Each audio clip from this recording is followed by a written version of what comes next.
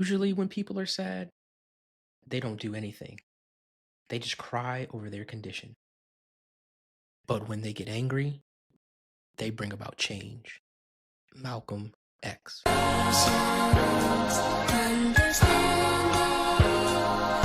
Peace, my people. Welcome to I Must Be Buggin', where we have honest, relatable conversations packed with powerful insights that spark curiosity and help melanated, gifted, and neurodivergent folks feel seen, safe, and celebrated. Here, labels don't have to feel like pathology, and complexity feels comfortable.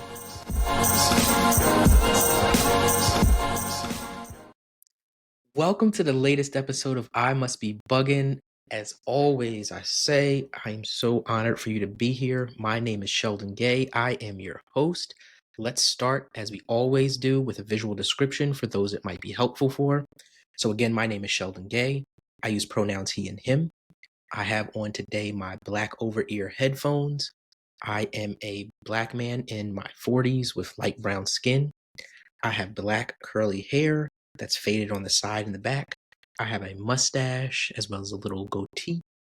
I have on today as well my gray shirt of my design, which says "Turning My Wounds into Wisdom."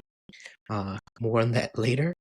Behind me is a set of black bricks, as well as a bookshelf which contains some of my favorite books, as well as some of my favorite personal items, including a pillow of my design, which says labels don't have to feel like pathology. Okay, let's get started. So, anger is a powerful and potentially destructive emotion that kind of gets a bad rap, if you ask me. You know, many of us are familiar with the phrase, "You wouldn't like me when I'm angry," right? But you definitely don't love me if you won't make space for my anger. And so, what if I told you that harnessing anger can lead to more peaceful and productive relationships? Sounds kind of strange, right? But in this episode, what we're going to discuss is how acknowledging your anger rather than trying to quickly get rid of it is essential to manifesting the joy that's been eluding you so far, right?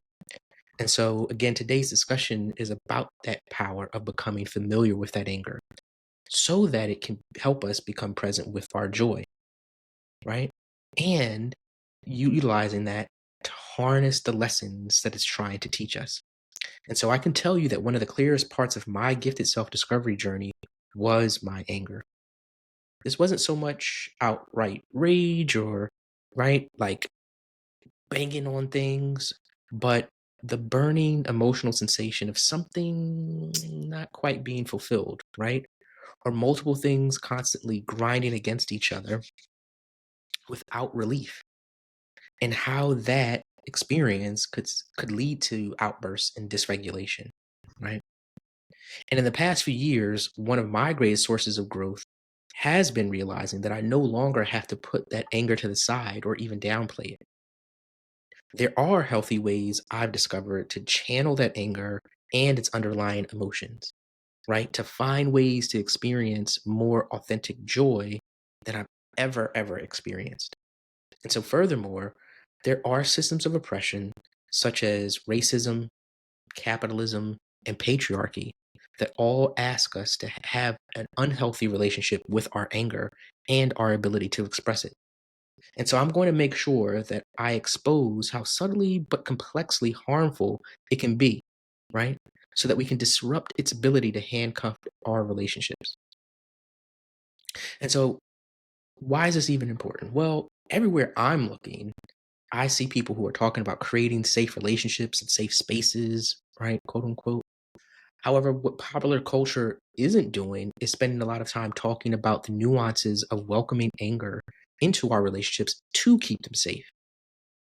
And in addition, many men, many of us are lamenting the fact that we basically get the opportunity to express a limited set of emotions. We get to be angry, we get to be lustful, we get to be joyful for entertainment, right? Like our sports, our video games, or some of our other hobbies, right? We get to experience those relatively freely, or at least with some level of acceptance, before the system starts to pull the reins and say, "Hey, hope, you're getting out of hand, right? You're going a little bit too far." And furthermore, if you're Black or part of some other marginalized community, we don't get to be upset without being labeled as angry or possibly even dangerous. And so, despite this fact, our community's health and safety calls for much more, right? And some of us are even desperate to be free of the grasp of performative masculinity and other systems of oppression. Furthermore, systems such as patriarchy also ask women to temper or forgo their anger. And so, too often, their frustration sees them labeled as, crazy. But the truth is, no one should be asked to disassociate from any part of themselves, even their anger. And so we can do and we deserve to do much better. And so I'll say this many times throughout this entire episode, but to be extremely, extremely clear, I'm not here to celebrate, toxic rage or anything that is, a precursor to or a fuel for violence. However, all feelings are valid. And frankly, much of what leads to the violent acts that we're looking to avoid is the fact that we don't understand how to express what's beneath that anger in a healthy way. And that's why it's important to explore this much more deeply. And so, to be honest, anger itself isn't particularly helpful. And I'm laughing as I say that because I know it sounds like I'm kind of giving this episode, the Karate Kid leg sweep, right? But trust me, I'm not. What I'm really talking about is uninvestigated anger, right? And that's what can have a truly destructive consequence for our lives and our relationships. We end up saying and doing things we likely will regret. And if we don't really know what the anger is about, it just becomes this terrible and exasperating cycle for us and for all of the people that are involved. And some of you are probably here because you're at least neurocurious, right? You're wondering about your mind and how it works. And so putting a microscope on the ways that the world tends to make you feel miserable and the ways you have to work a little harder than others, or maybe a lot harder than others, right, can provide insights into additional identities that can help you better care for yourself and receive that care from others. And that's exactly why understanding anger is so powerful. It can tell us something extremely important about some very deep rooted needs and traumas. Those needs and traumas are vital to experiencing our purest joys. And so I know that I've been in relationships where the idea of sharing uncomfortable truths is promoted, but in practice, that can run into some resistance. And I don't know about you if you've had that experience as well. But as I always say, when I talk about relationships, this applies to friendships and, romantic ones, family ones, all kinds of relationships, right? And this can be particularly true as a gifted person who instinctually recognizes patterns in people. Because even as a child, for example, I was pointing out things in adult behavior and choices, right, that I noticed. And if you've never been that kid, trust me, let me just tell you that it didn't always go so well as I'm pointing those things out. However, if we learn to hide our truths and the things that are bothering us, we can never have truly safe relationships. And so investigating anger often forces us to face those truths about how we see the world that we don't want to accept or confront. And however, if we're not willing to face our shadow, we can't fully claim our light. And so this work is challenging, but I promise that it's rewarding. To get to the true joy, we have to be willing to face that discomfort. And so many of you are familiar with this, or at least the first part of this quote, which is the truth will set you free, but first it will make you miserable. And that quote is typically attributed to President James A. Garfield. And so let me also acknowledge that many of us have avoidant and anxious tendencies because when we first shared our displeasures or voiced our needs, they were just dismissed or invalidated. And that's where the things started to grow into anger, right? We even see this at the societal level. As MLK once said, a riot is the language of the unheard. And so we need to be mindful of harnessing that anger before it explodes literally and figuratively. And men, look, before we focus our views on others, right? Before we start pointing fingers or, talking about what other people should be doing. We need to find the ways to understand what's below our anger and give those things attention. And we can claim the lives that we envision by getting clear about what we want and how we're showing up, right? And while everyone needs to be self aware and accountable, my work this season and going forward is really about, pulling our coattails a little bit. But to be clear, I'm not simply here to chastise us. That's not what this season, or my work is going to be about. In fact, my core goal is actually to help us do the work to feel more loved and to receive more space to freely explore our particular experiences without losing the respect and safety that we want. And so, to achieve this, we must first do our part to make sure we're able to be clear about what exactly is bothering us while communicating it in a way that isn't based in blame or that uses tones or body language typically associated with aggression.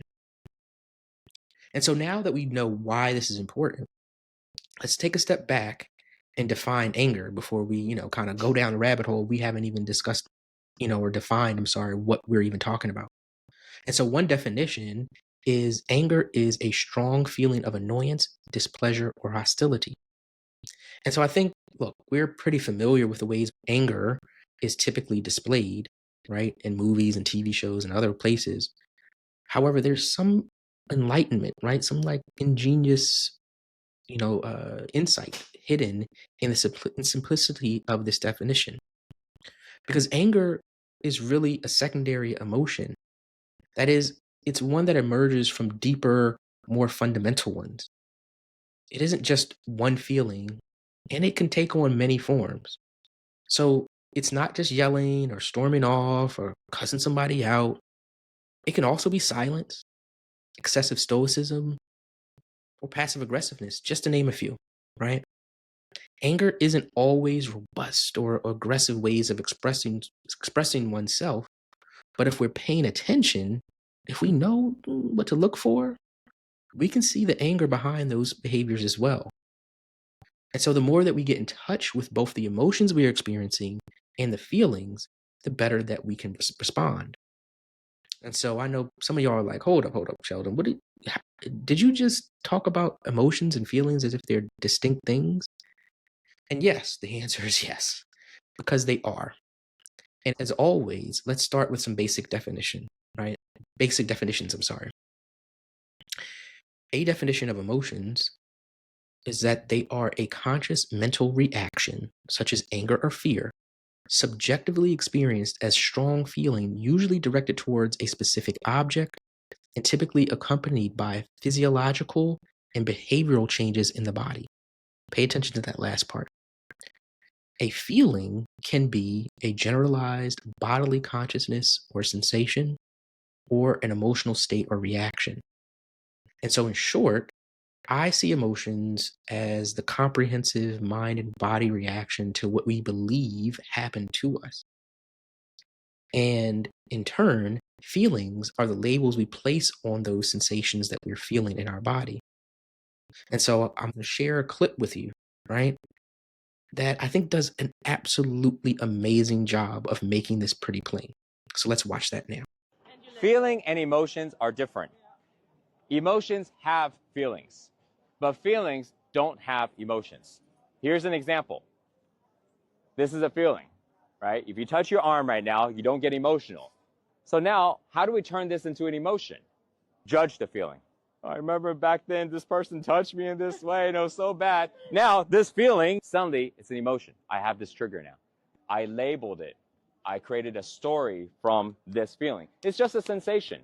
Oh, my stomach hurts. Just a sensation. The moment that we create a story from this sensation, we get an emotion. You know how often I stub my toe? How often I get hit in the nuts because my 3.5-year-old like to punch me now? Like, oh, all the time. It still hurts. Okay, so not like it doesn't hurt.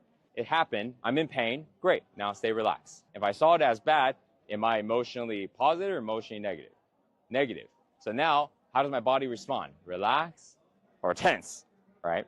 So now if I'm tense, I'm holding on to that feeling. I'm holding on to that emotion. Now that thing becomes a small trauma. And so, look, I just thought that that was such an amazing way of demonstrating that for folks, right, and making it tangible. And so if we go a little bit deeper into this distinction, for a long time I've thought about emotions as, calls to action more than like tangible things, right, that defined who we are or what we had to carry with us. And etymologically, this is pretty accurate. It can be traced back to its Latin origins, right, of the word emoeo, and shout out to high school Latin, right, which means to move out or to stir up. And so, to that end, I believe our emotions are signals for movement. And that movement may be moving out of our chair in excitement, or it may be moving out of our sadness and into a condition we'd rather be in. But it does call us to move, right? It's a signal to not stay where we are. And so the truth is that the way that we experience our emotions is deeply rooted in the narratives we are playing in our minds about what an event means. When our body reacts by stirring up chemicals such as adrenaline or tightening our muscles, you have a full emotional experience. And so our emotions tell us the who, the what, the where, the why, and the how of those narratives. And if we can change our emotions, we can change the narrative. And if we can change the narrative, we can have more power over our outcomes. And so I'll find time in another episode to really dig into, somatic knowing and some of the interoception and alexithymia challenges some of us as neurodivergent people have. And shoot, look, if you're an expert and you would love to talk about that, come on the show, absolutely hit me up. I'd love to have you on and have you share, your expertise. But for right now, in short, for those that don't know, interoception refers to one's ability to recognize the body's signals for things like being hungry, being hot, or even needing to use the bathroom. Alexithymia refers to challenges with naming and even expressing the emotions one is experiencing. And so when we think about relationships, having those be neurological challenges, right? Like they're in our body. These can obviously be significant hurdles to a lot of situations, and especially in intimate relationships. So, because this is a space that centers neurodivergent experiences, I wanted to make sure that we were aware, right? Like, call out some of these elephants in the room that folks don't always speak to, right? Because those things can be at play as well as we start to navigate these discussions. And so let me say again, I am not trying to say that we should be dismissing how we feel or that, emotions or feelings aren't real, right? The emotions that we have should be experienced, but the real power is in investigating what we believe them to mean to us and what we should be doing next. Feelings are always valid, but that doesn't mean that they're telling the entire or an accurate story. And so, to that end, a good question for us to be asking is, what is this emotion I'm experiencing telling me about how I can leverage my present to investigate my past and then manifest my future? I'll say that again. A question we should always be asking ourselves when we're experiencing our emotions is, what is this emotion I'm experiencing telling me about how I can leverage my present moment to investigate my past and manifest my future? And so here's a quote I'll share. It speaks to the way anger can differ from more destructive feelings. Anger is like flowing water. There's nothing wrong with it as long as you let it flow. Hate is like stagnant water, anger that you denied yourself the freedom to feel, the freedom to flow, water that you gathered in one place and left to forget. Stagnant water becomes dirty, stinky, disease ridden, poisonous, deadly. That is your hate. On the flowing water travels little paper boats of forgiveness. Allow yourself to feel anger. Allow your waters to flow, along with all the paper boats of forgiveness. Be human. And that's a quote from C. Joy Bell C. And so before we can forgive, we have to understand what we're even upset about. When we're angry, we're typically feeling disempowered in some way. Often it reminds us of a part of us that feels, backed into a corner, either literally or figuratively. And when we get dysregulated to the point of rage or the slow killer, resentment, our mind and body shift to protection mode and revert to securing our need for safety. And so, for those who are, friends of the podcast, I'm sorry, I never hesitate to throw in a Bell Hooks quote. And so, Bell Hooks once wrote, "Anger prevents love and isolates the one who is angry. It is an attempt, often unsuccessful, to push away what is most longed for: companionship and understanding. It is a denial of the humanness of others, as well as a denial of your own humanness. Anger is the agony of believing you are not capable of being understood and that you are not worthy of being understood. It is a wall that separates you from others as effectively as if it was concrete, thick and very high. There is no way through it, under it, or over it, certainly." And so our emotions are feelings, even if we're experiencing them very deeply. And as it relates to this work we're doing today, we aren't anger, not anger itself, but we can feel that anger, right? We can feel it. Perhaps because, for example, being rejected reminds us of the times that people told us we weren't wanted or weren't good enough. This might mean that then an outburst might look like an attack, but it can also be a yelp, right? A pleading for others to stay away from the vulnerable part of us we don't know how to protect. The silent treatment might look like someone simply callously ignoring another person, but it can also be a sign that we don't believe our words matter. So instead, we silence ourselves before we feel the person or situation can effectively silence our feelings for us. But what if we were able to reframe those stories so that we could feel differently about what they mean, right, about us and our future? And if we're talking about changing our future, this is a good time to talk about what many of us spend a lot of time envisioning in the future, right? We spend a lot of time speculating about, which is our relationship with our intimate partner or partners. These relationships call for the most vulnerability. They expose us to the most risk. And yet, somehow, when done right, they are our safest places. But how can this be, right? To answer that question, we first have to investigate the nature of safety in relationships.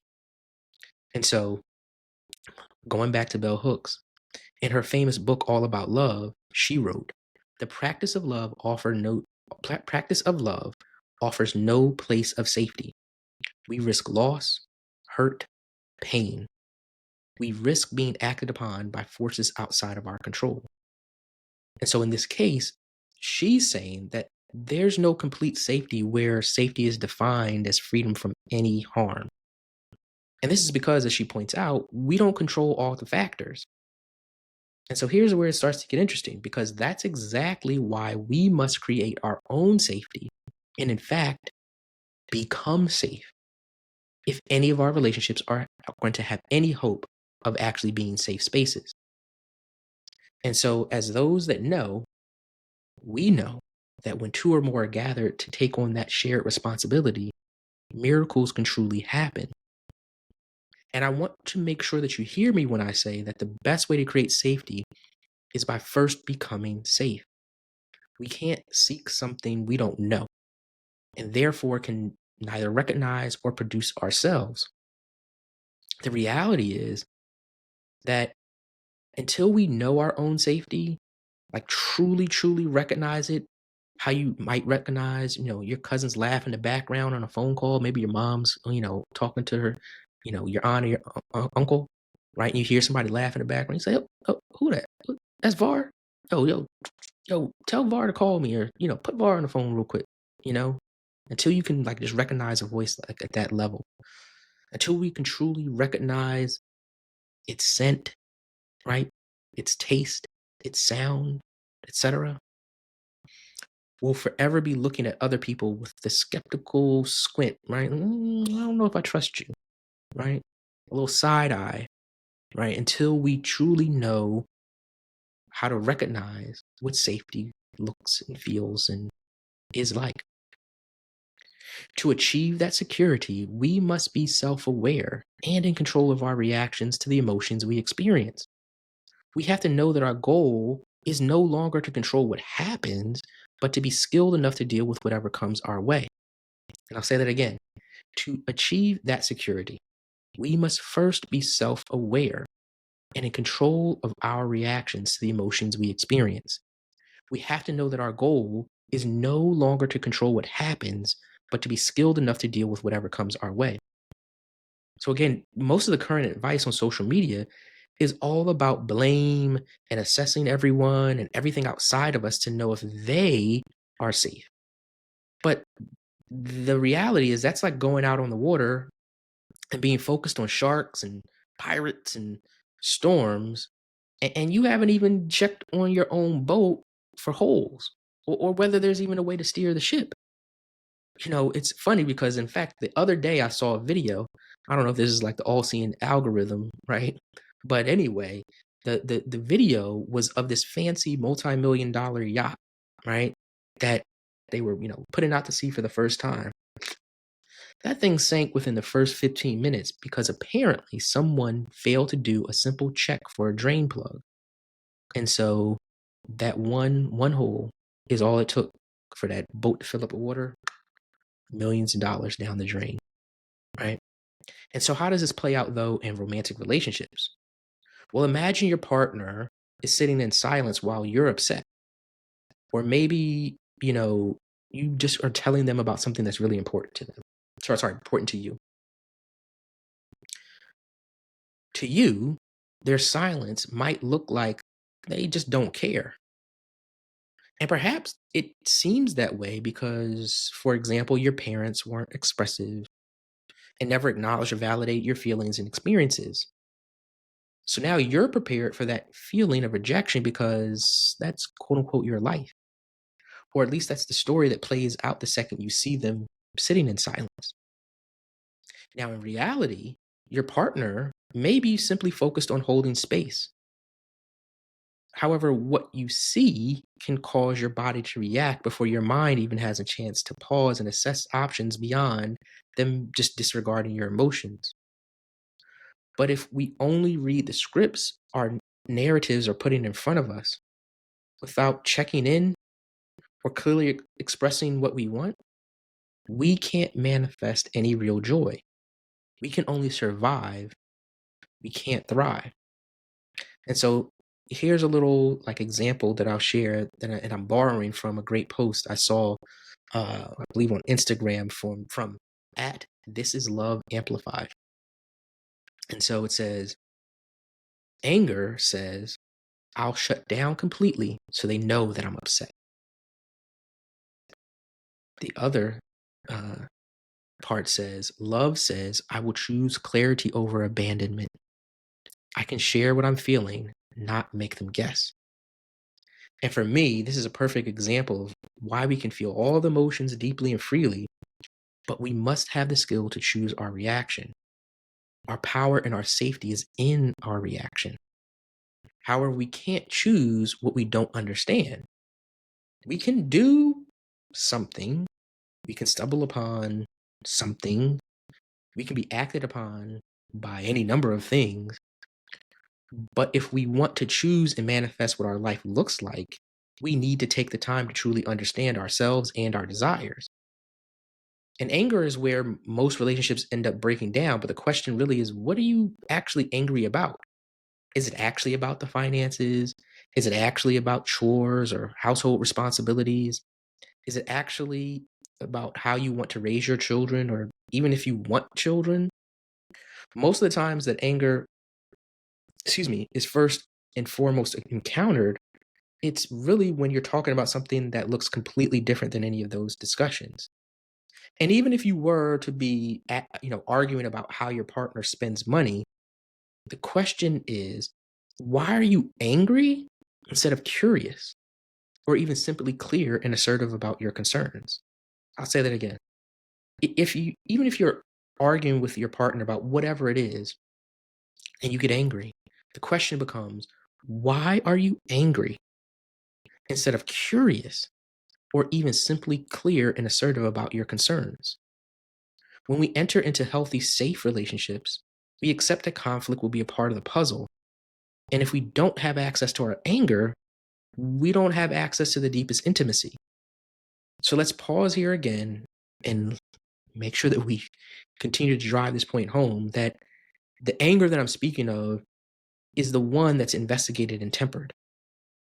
Dysregulated, unfettered, dangerous rage is not what we're discussing. You can't simply say that you're allowed to be angry and leave it at that. That's the first step. But you have to keep walking, or it'll effectively just become you sitting in a corner by yourself. And that disconnection will feed itself. And so let me share this quote.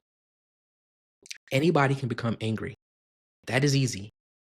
But to be angry with the right person and to the right degree and at the right time and for the right purpose and in the right way, that is not within everyone's power. And it is not easy. And that's a quote attributed to Aristotle. And so it's true that if we're hurt by something or it goes against our values and makes us feel unsafe, we should be able to speak to it and demonstrably so, right? But there's a difference between yelling at someone and being assertive, clear, and passionate, right? It's almost like the concept of understanding the difference between laughing with someone and laughing at them. The focus of the energy should always be the problem or the challenge and not the person, your partner in the situation. And again, this applies to friends and even coworkers. When things become personal rather than about how you're feeling or what the actual issue is, it's time to take a pause and reset. And when we feel like we have the full freedom to be upset without pushing the other people away permanently, especially, that's when we take a large load off our backs. It's where we can reveal our full selves and feel truly safe. We're no longer feeling like, we're diffusing a bomb, right? Or walking on eggshells across a fiery pit. So Rumi said, don't move the way fear makes you move. Move the way that love makes you move. So remember, let's take a step back. Remember when I talked about anger helping me transform my life by helping me learn that I was gifted? Let's talk about that. And if you really want to, hear me discuss this, like quote unquote, fresh off the boat, like when I was first really beginning this journey, go back to my first couple of episodes, listen to those. It's a great discussion if you ask me. But here's the short story with a little bit more detail than I shared in those episodes. Most of my life, especially in the last 10 to 15 years, I've generally been a pretty laid back person. I don't get too caught up in the highs and lows of life. However, there were certain things that could certainly take me from 0 to 60 in like 2 seconds flat, right?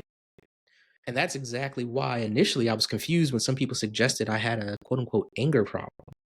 However, in an attempt to truly do my due diligence, I decided to investigate those things further.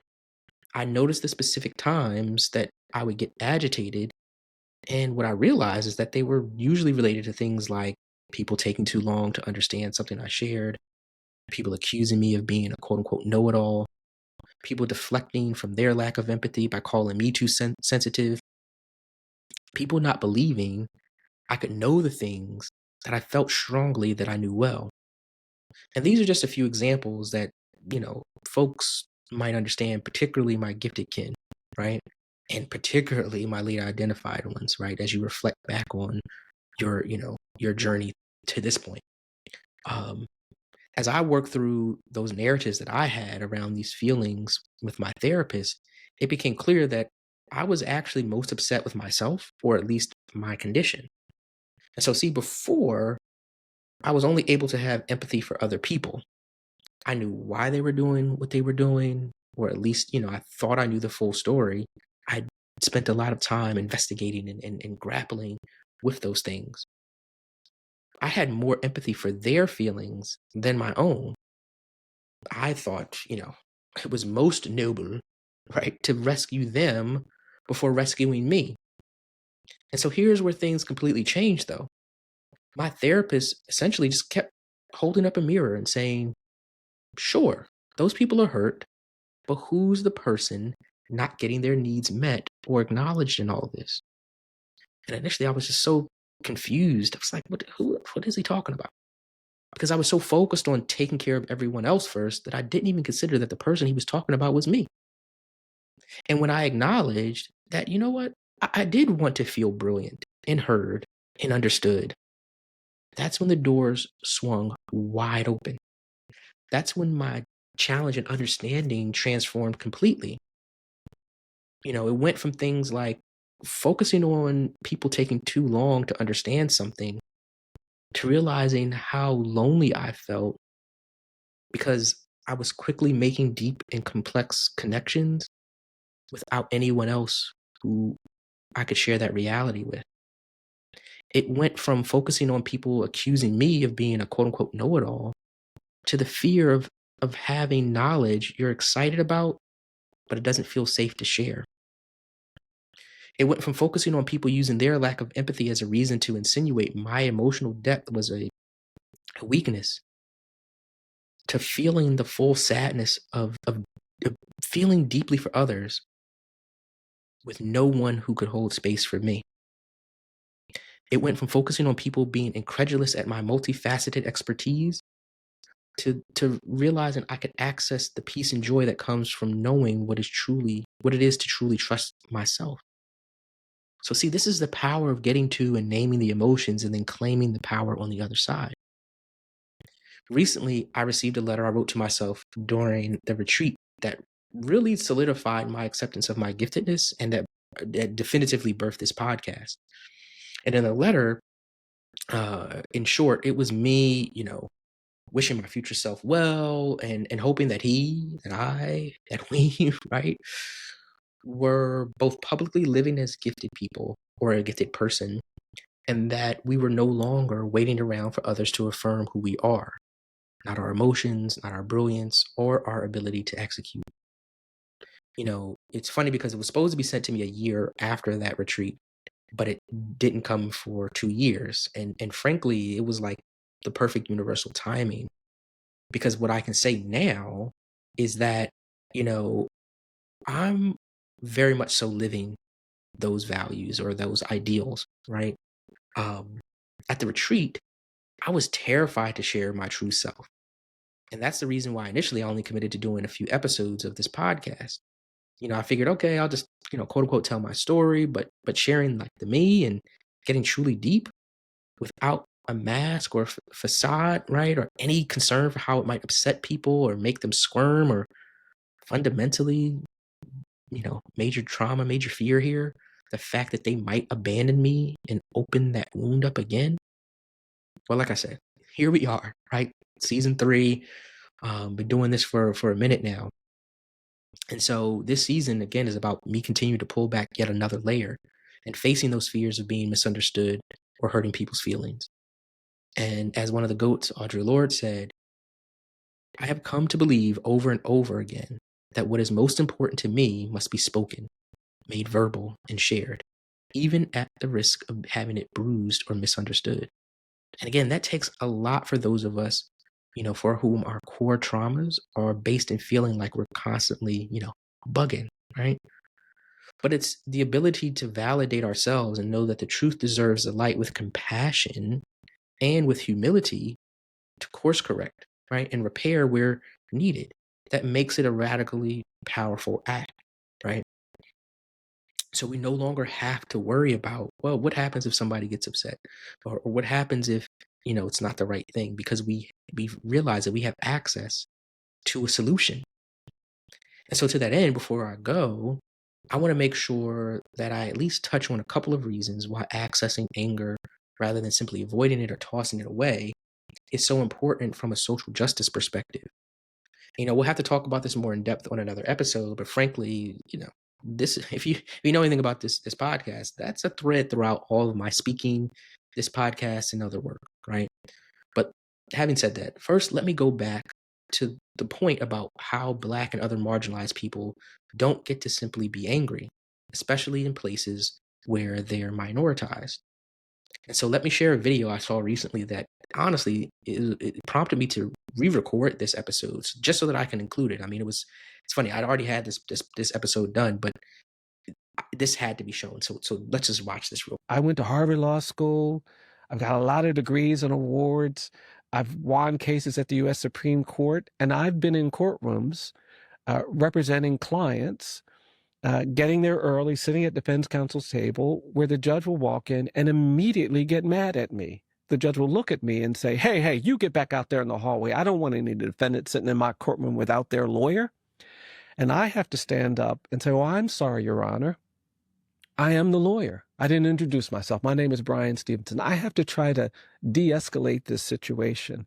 And I was doing that recently. I was in a courtroom in the Midwest, and the judge started laughing, but it wasn't an apologetic laugh. And it kind of angered me. And the prosecutor started laughing. They thought it was so funny.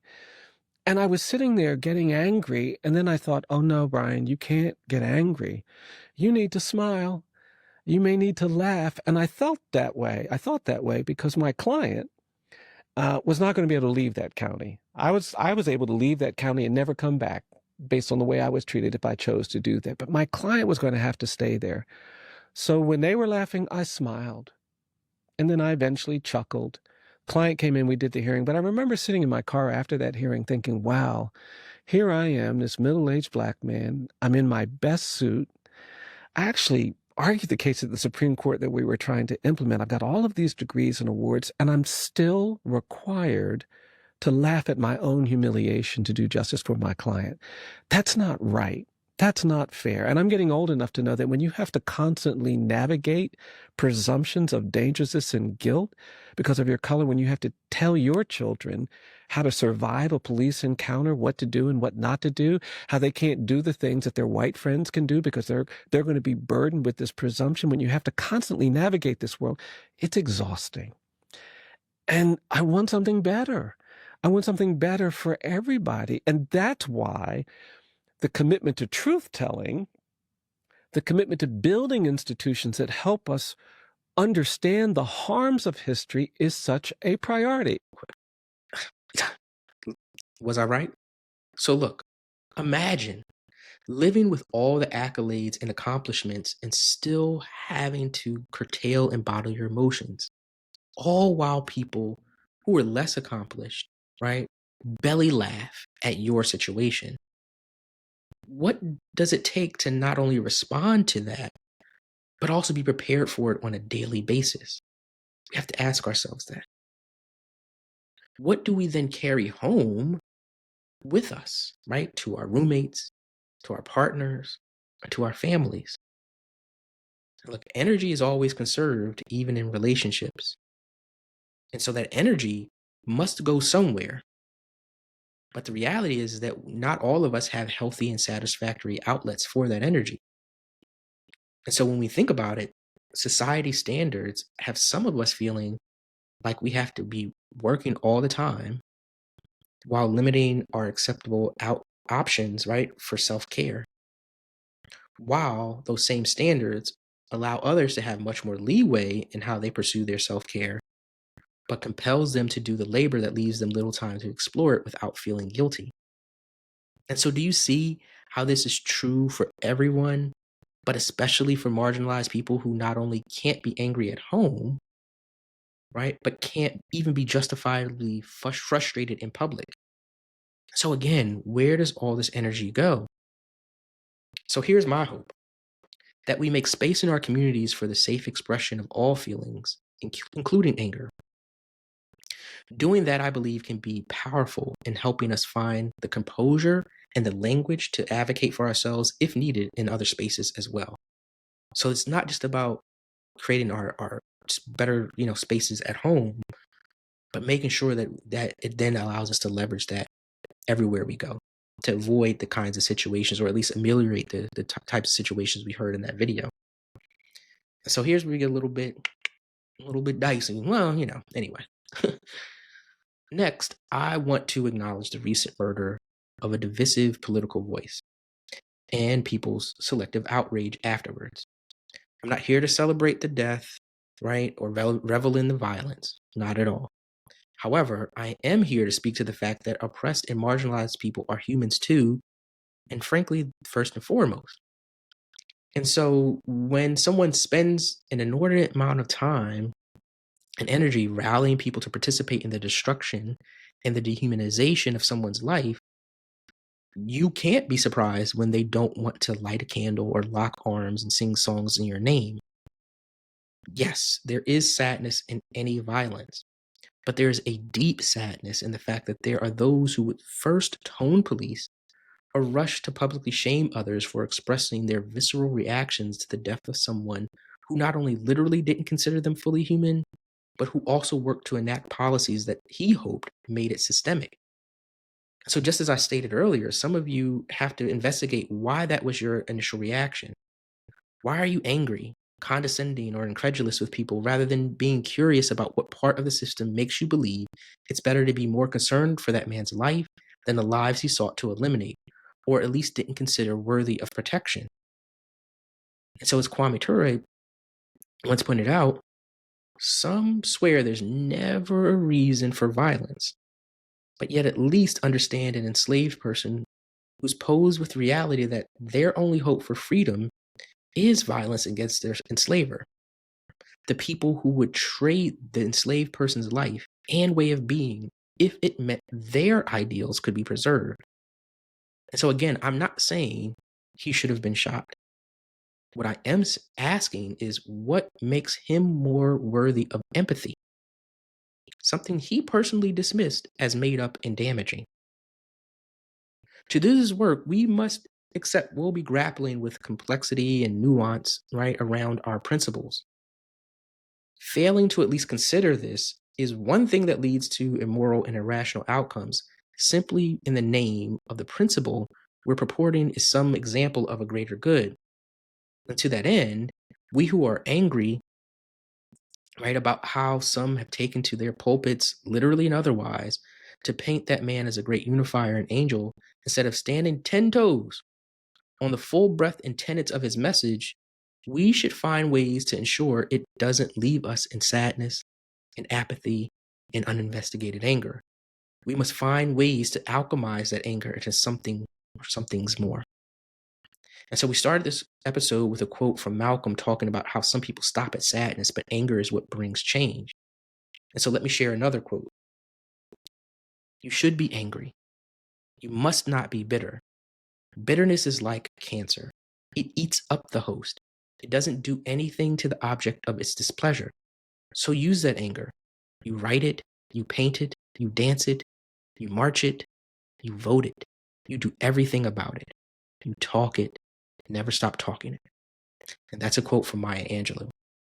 And so there are people who directly are targeting marginalized groups, including disabled, neurodivergent, and melanated people. And so this shouldn't just be brushed off. This shouldn't be meditated on for 10 minutes, right, and forgotten about. Every day we need to find ways to channel that anger into action, even small or hyperlocal ones, right? Those things can still make a difference. And so how you love yourself and those in your community can truly be transformative. See, the love that you share with someone who is marching can sustain them. The grace you afford the person who's running their nonprofit while being a parent can soothe their shame and allow them to pick themselves up for another day. The care you demonstrate for yourself can help others claim the same thing and feel free to experience joy amidst whatever it is that they're going through. And so the better we are at holding all of this complexity, the better we will be at building healthy and sustainable communities that match our values. And so we've covered a lot in this episode, but let's make sure that we have actionable steps before you go out and hit them streets. And so to access the power of anger, you need to do these three things. 1, make unprocessed anger the enemy before it becomes bitterness, rage, or hate. While every feeling is valid, remember that emotions are signals to the story you're telling, right? And how you're being called to move. If you can get curious if you can get curious before you let your anger block you off from being present with yourself and with others, you have a chance to show up in ways your future self will be proud of. Investigate the heck out of your anger. What does it remind you of? Right? Who does it remind you of? Maybe it's the first name that you wanted to yell when that thing came up, but that person's not even in the room. Maybe they're not even in your life anymore, but yet there they are on your mind. So what's the story that you believe to be playing out? Write it out, journal it, put it into art, watch what emerges. Figure out what is the mirror and what is the mirage. 2, take responsibility for your own safety. We can't control how others will act or what life will throw at us. Our focus shouldn't be on prioritizing the total elimination of harm. Life, and certainly love, don't work like that. Treat relationships like coding. I know that might be, a little scary, a little technical for some of us, but bear with me. Everyone knows even the best companies have issues. And so trying to write the perfect code with 0 bugs is a fool's errand, or at least not worth the resources it takes to at least mimic perfection. Bugs will come up in code in the same way that we will be hurt from time to time, even by those who love us most dearly. This is a part of the contract. Instead, make sure that you have great systems in place to identify the bugs and the processes in place that mitigate the harm to the entire system, aka your relationship. Safety doesn't come from promises of 100% uptime or perfect code. It comes from doing the hard work of presenting your best product and then agreeing to protect and repair at any sign of trouble. Do your work, be self-aware, be accountable. Said another way, don't try to fry a donut everyone will want a dozen of. You can't please everyone. Do your best, and if you get it wrong, simply be committed to listening to people and saying, you know what? I hear you, and I'm going to bring a new box the next day and be committed to continuing to do that. And plus, as a wise old lady once told me, you can't pay some people to bite the holes out of donuts, right? Some people just can't be pleased. Love doesn't require perfection, and so don't set that expectation for any relationship. And then lastly, confront those narratives and claim your hero story. Stop trying to identify with your beliefs, your behaviors, and habits that no longer serve you. You are more than your trauma. You don't need to identify with it and remain for you to be able to remain true to yourself. You don't need validation from others to trust that you already are enough, regardless of whether they can see it, speak it, or accept it. Find your way to being so self-aware, accountable, and relationally skilled that even if someone steps out of line or asks more of you than you can give, instead of feeling backed into a corner, you feel like it's a moment you're called to handle. Anger alone won't sustain you on your journey. Find the wisdom in the wounds. And the way that you show up and how you feel about what plays out will be radically different if you shift the script from a horror story to an action adventure with, maybe some rom-com in there, right? And so if you haven't heard anything else, if you skip to the end, if you've been listening on, 6x speed, right? I want you to take this away from today's message. Anger is a sign of an unmet need. We can't access our greatest joys without having a need met. Understand what those needs are and take responsibility for meeting them yourself. You may need the support of your community, but you owe it to them to be able to communicate those needs clearly and from a place of security, not fear. And so I'll end with this quote. Anyone who's willing to know themselves, to face themselves with honesty and work towards loving themselves and all beings without condition is a hero who is adding to the collective peace of humanity. And that's a quote from Young Pueblo.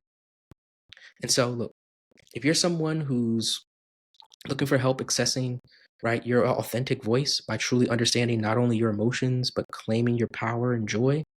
Go to my website right now. It's in the show notes, sheldongaysbuggen.com, and book a call where we can discuss specific steps to help you immediately gain respect and improve your interactions. And so this is where we end.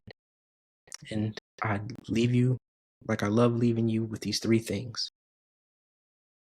Take time today to help a child feel seen. Start with your inner child. Let go of being clever. Instead, be wise. Change yourself, and you will truly change the world. And lastly, as always, remember, labels don't have to feel like pathology. All right, y'all. Take care. Thanks for being here. See you in the next one.